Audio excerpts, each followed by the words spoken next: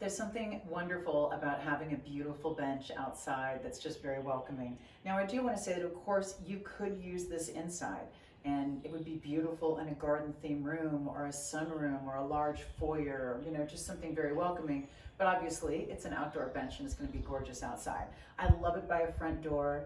I love having a place to set things when I am unlocking the door, or I have a place for people to sit, you know, if they're waiting, or place a package if they're coming up. I just think that's always wonderful. You can put in any planting bed, any flower bed out in the backyard under a tree, by a pool. There's just so many places where it's welcoming to have a beautiful bench. This is one that is going to come in a large box. There is some assembly, but it's very, very simple. And I love the curve. So if you want to get a few of them, they'll curve around. I love the fact that it's a dark color, because that means it's going to really, it's going to age nicely. And then it's just very pretty, very easy, very welcoming, and it makes you want to get outside and enjoy the sunshine.